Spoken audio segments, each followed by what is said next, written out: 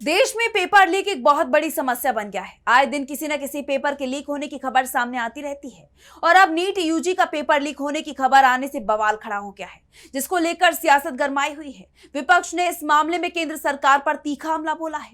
कांग्रेस सांसद राहुल गांधी ने नीट को नीलामी बताया है। तो क्या कुछ कहा राहुल गांधी ने और क्या है पूरी खबर, जानेंगे इस रिपोर्ट में। 3 मई को हुई नीट यूजी परीक्षा लीक होने की खबर से सियासी गलियारों में घमासान छिड़ गया है। सरकार इस मामले में विपक्ष के निशाने पर आ गई है।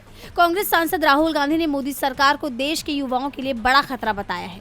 राहुल ने केंद्र सरकार पर निशाना साधते हुए कहा कि देश की सबसे बड़ी मेडिकल प्रवेश परीक्षा अब परीक्षा नहीं बल्कि नीलामी बन गई है। राहुल ने एक्स पर पोस्ट किया कि नीट 2026 के पेपर लीक की खबर सुनी, परीक्षा नहीं नीट अब नीलामी है। कई सवाल परीक्षा से 42 घंटे पहले व्हाट्सएप पर बिक रहे थे। 22 लाख से ज्यादा बच्चे साल भर रात भर आंखें जलाकर पढ़ते रहे और एक रात में उनका भविष्य बाजार में सरेआम नीलाम हो गया। ये पहली बार नहीं है, 10 साल में 89 पेपर लीक हुए हैं, 48 बार दोबारा परीक्षा, हर बार वही वादे और फिर वही खामोशी।